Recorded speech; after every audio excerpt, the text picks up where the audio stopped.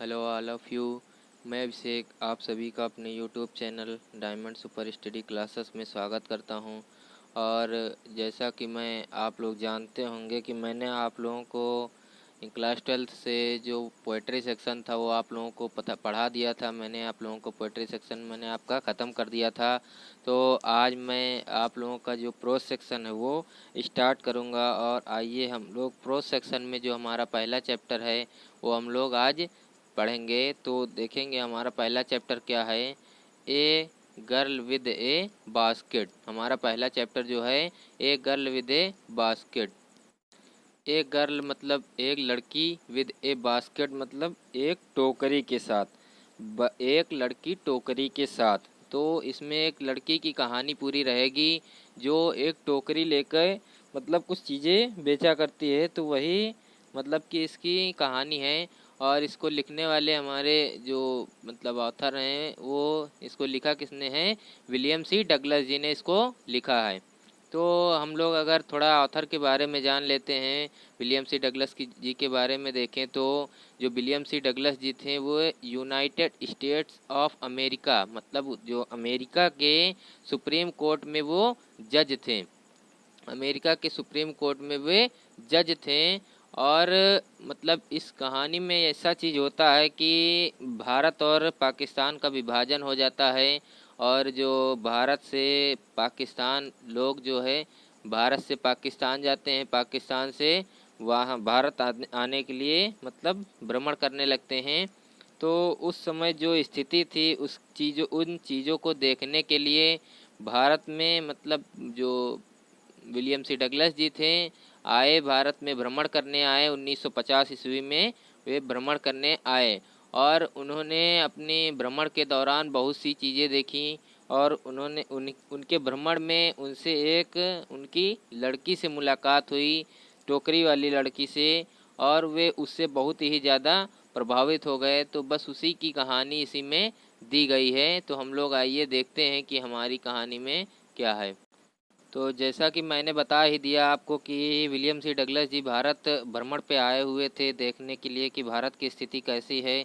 और वे मतलब कि भारत की नब्ज टटोलने आए थे कि आखिरकार भारत में क्या स्थिति है। भारत विभाजन के बाद जो पाकिस्तान का विभाजन हुआ था, भारत का विभाजन हुआ था। तो हम लोग देखते हैं, I had left new Delhi for the Himalayas. अब यहाँ पे विलियम सी डगलस जी की ही बात हो रही है। I had left new Delhi for the Himalayas. मैं छोड़ रहा था या फिर मैंने छोड़ दिया था new Delhi for the Himalayas. कहाँ, हिमालय के लिए। मतलब कि मैंने हिमालय जाने के लिए न्यू दिल्ली छोड़ दिया था। I was going as far as Bareilly. मैं आई वाज गोइंग मैं जा रहा था, एज फार एज जैसे कि बरेली, मैं बरेली जा रहा था। बाय ट्रेन, किससे, ट्रेन के द्वारा मैं बरेली जा रहा था। And then by car to Ranikhet. और फिर और तब बाई कार, और कार के द्वारा, तब कार के द्वारा टू रानीखेत, कहाँ जाता, रानीखेत जाता। मतलब कि यहाँ पर यह देखा जाए कि मैं नई दिल्ली से हिमालय के लिए जाने के लिए नई दिल्ली छोड़ रहा था और मैं बरेली जा रहा था। फिर मतलब किससे, ट्रेन से जा रहा था। और उसके बाद फिर मैं कार से रानीखेत की तरफ जाता, मतलब कि रानीखेत जाता मैं। एन ओल्ड ब्रिटिश आर्मी, जो रानीखेत थी, एन ओल्ड ब्रिटिश आर्मी, वो पुरानी ब्रिटिश आर्मी, ब्रिटिश सेना की हिल स्टेशन, मतलब कि पुरानी वो छावनी थी, छावनी थी। हिल स्टेशन लोकेटेड, जो कहाँ मतलब लोकेटेड, जो उपस्थित थी on a 6000 foot ridge opposite a 120 mile stretch of snow capped Himalayas. जो उपस्थित थी या फिर जो मतलब जिसका लोकेशन कहाँ था, on a 6000 foot ridge, 6000 feet लंबी श्रृंखला, जो मतलब पहाड़ी की लंबी श्रृंखला थी, लंबी श्रृंखला। अपोजिट, उसके अपोजिट मतलब कि उसके विपरीत। ए 20 मील 120 मील, उसके विपरीत 120 मील स्ट्रेच सीधे ऑफ स्नो कैप्ड हिमालयाज, मतलब कि बर्फ से ढकी हुई जो ढका हिमालय था उसके सीधे से 120 मील विपरीत में 6000 फुट ऊंची क्या लोकेटेड उपस्थित थी, व्यवस्थित थी, या फिर मतलब उसी जगह उसका स्थान था ब्रिटिश आर्मी का। किसका? ब्रिटिश जो आर्मी थी, ब्रिटिश आर्मी सेना थी उस वो उपस्थित थी। और वो कौन चीज़ थी? वो रानीखेत थे। रानीखेत जो जहाँ पर वो पहुँचने वाले थे वही चीज़ के बारे में वर्णन किया गया है यहाँ पर। द ट्रेन वाज स्लो, जो रेल की जो ट्रेन थी, रेल की गति धीमी थी या फिर रेल बहुत धीरे धीरे चल रही थी। एंड इट स्टॉप्ड, और यह रुकती थी। At all the way stations, लगभग प्रत्येक क्या at all the way stations, रास्ते में प्रत्येक स्टेशंस पर रुकती थी। एट एवरी स्टॉप, प्रत्येक स्टॉप पर यह रास्ते में सभी स्टेशन पर रुकती थी। आई स्वंग ओपन द डोर, मैं खोल देता था। आई स्वंग ओपन द डोर, मैं खोल देता था। डोर ऑफ माई कंपार्टमेंट, मैं अपने डिब्बे का दरवाज़ा खोल देता था। एंड वॉकड द प्लेटफॉर्म, और टहलने लगता था या टहलता था। द प्लेटफॉर्म, प्लेटफॉर्म पर मैं टहलता था। एक बार हम लोग फिर से देख लेते हैं इसको। मैं नई दिल्ली छोड़ रहा था हिमालय जाने के लिए, और मैं बरेली जा रहा था ट्रेन के द्वारा। फिर मैं रानीखेत जाता कार से, कार के द्वारा मैं फिर रानीखेत जाता। रानीखेत जो थी ब्रिटिश आर्मी, जो ब्रिटिश सेना थी उसकी पहाड़ी छावनी थी जो उपस्थित थी, जो लोकेटेड थी कहाँ पर? ऑन ए 6000 फुट रिज, मतलब 6000 फुट लंबी श्रृंखला, जो पहाड़ी थी, पहाड़ी की लंबी श्रृंखला थी उसके विपरीत 120 मील 120 मील स्ट्रेच सीधे ऑफ स्नो कैप्ड हिमालयाज, बर्फ से ढके हिमालय के सीधे से उसके विपरीत में वो छावनी उपस्थित थी। द ट्रेन, जो रेल की गति थी बहुत धीमी थी और यह रुकती थी लगभग रास्ते में प्रत्येक स्टेशन पर। एट एवरी स्टॉप, प्रत्येक स्टॉप पर। आई स्वंग, मैं खोल देता था अपने डिब्बे का दरवाज़ा मैं खोल देता था और प्लेटफॉर्म पर टहलने लगता था। आगे देखते हैं। The platforms were packed with people, जो प्लेटफॉर्म्स थे, मतलब यहाँ पर प्लेटफॉर्म्स कहे गए ना, प्लेटफॉर्म्स थे, वर पैक्ड, वे भरे हुए थे, विद पीपल, लोगों से। 6, किन लोगों से? 6 Muslims, Hindus, soldiers, merchants, priests, porters, beggars, hawkers. सिखों से, मुस्लिम से, हिंदू से और सैनिकों से, व्यापारियों से, पुजारियों से, पोर्टर्स कूलियों से और बेगर्स भिखारियों से, हॉकर्स फेरी वालों से, इन सब से प्लेटफॉर्म ठचाठच भरे हुए थे। Almost everyone was barefoot and dressed in loose white garments. Almost everyone, लगभग प्रत्येक कोई, वाज बेयरफुट, नंगे पैर था, मतलब उनके पैरों में चप्पल नहीं थे। एंड ड्रेस्ड, और पहने हुए थे। इन लूज वाइट गारमेंट्स, क्या?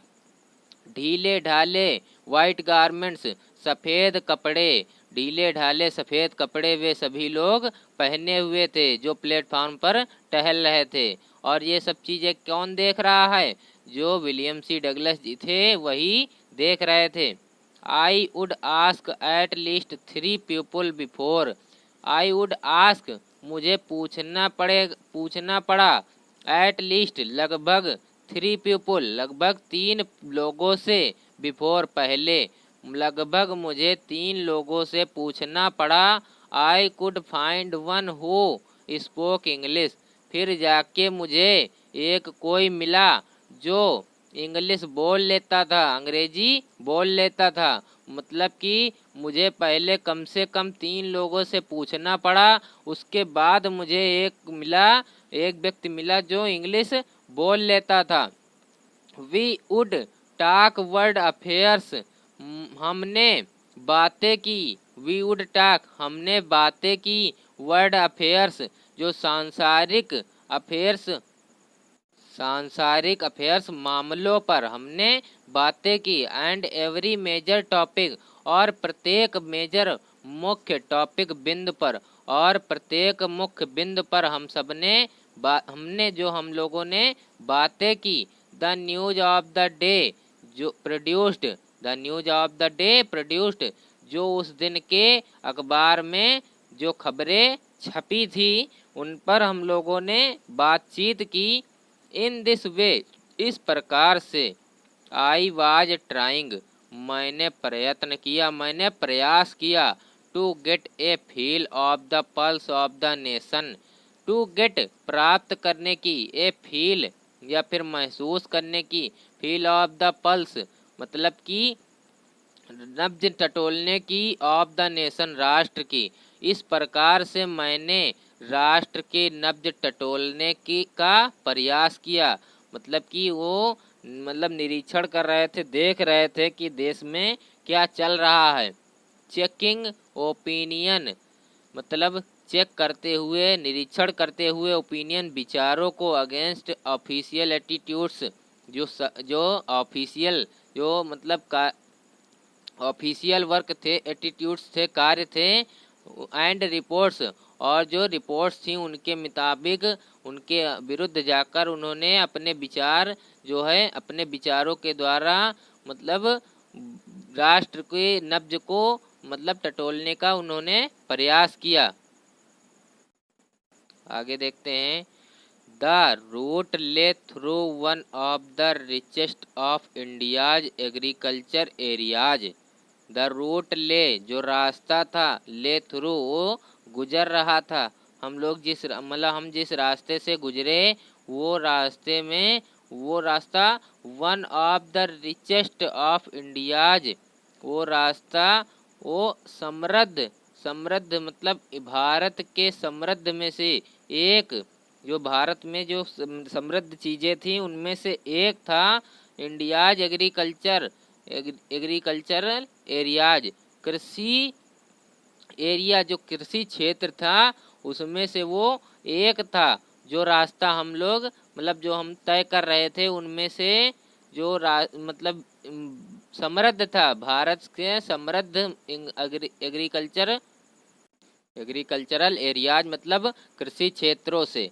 तो यहाँ पर फिर से हम लोग देख लेते हैं कि जिस रास्ते से हम गुजरे वो रास्ता समृद्ध, भारत के समृद्ध चीज़ों में से एक था। और उसमें से कौन सी चीज़? एग्रीकल्चरल एरिया, जो फिर जो कृषि क्षेत्र थे वहाँ से हम लोग गुजरे। This was the plain of the upper Ganga river, this was the plain यह समतल था, of the upper Ganga river, Ganga river मतलब कि गंगा का ऊपरी मैदान था। यह गंगा का ऊपरी मैदान था, गंगा नदी का ऊपरी मैदान था। 1000 feet above sea level but tropical, 1000 feet 1000 feet above ऊपर, सी लेवल समुद्र से 1000 फीट ऊपर, बट ट्रॉपिकल लेकिन उष्ण क्षेत्रों में से ये निकले थे। उष्ण क्षेत्र क्या होता है? जहाँ पर कि ज़्यादा गर्मी पड़ती है, यही सब उष्ण क्षेत्र होते हैं। मकर रेखा, कर्क रेखा, ये सब चीज़ें होती हैं। The Ganga was brown silt, Ganga जो थी भूरे रेत वाली, गंगा भूरे रेत वाली, सिल्ट मतलब रेत। सोलन विद फ्लड वाटर्स, उफान मार रही थी। द फ्लड वाटर्स मतलब बाढ़ वाले पानी से जैसे उफान मार रही थी गंगा।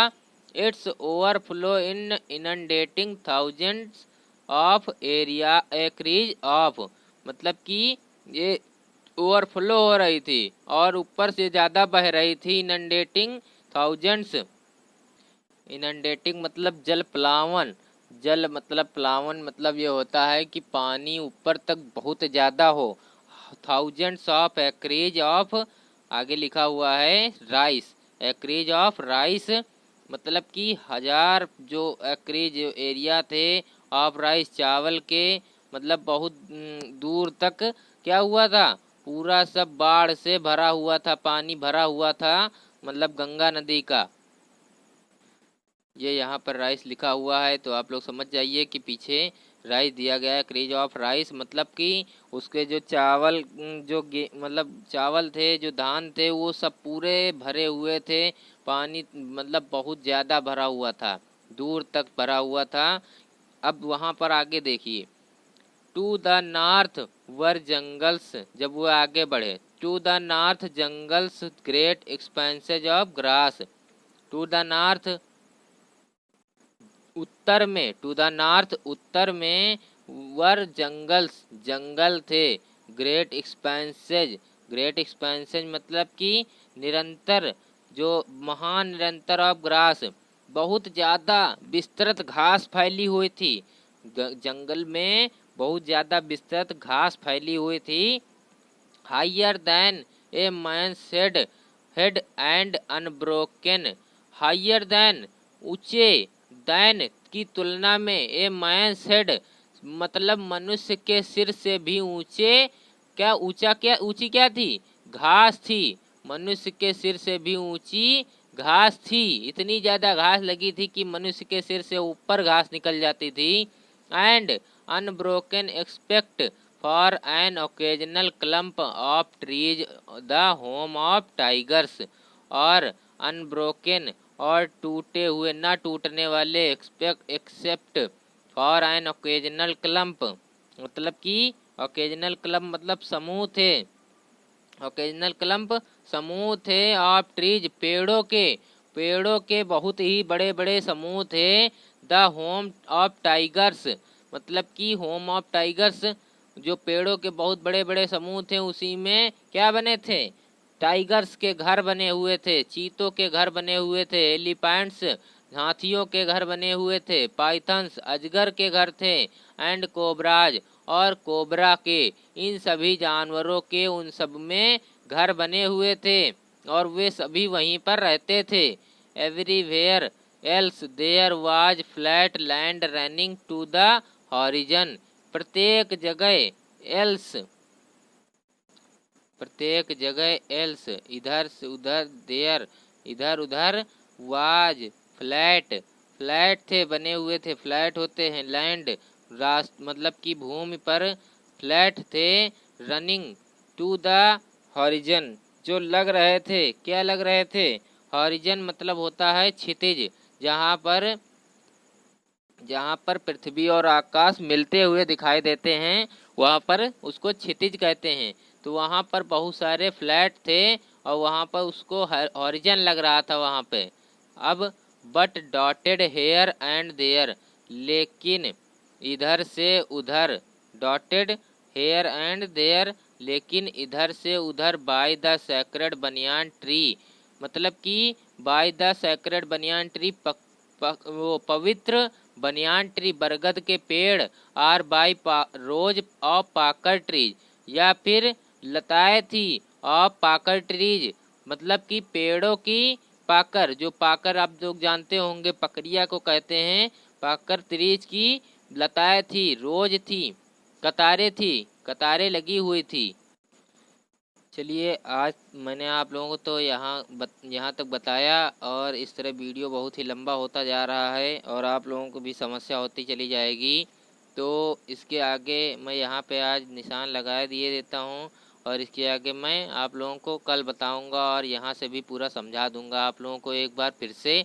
और इसमें मतलब कि समस्याजनक हो जाएगा, बहुत ही ज़्यादा बढ़ जाएगा, वीडियो लंबा होता चला जा रहा है।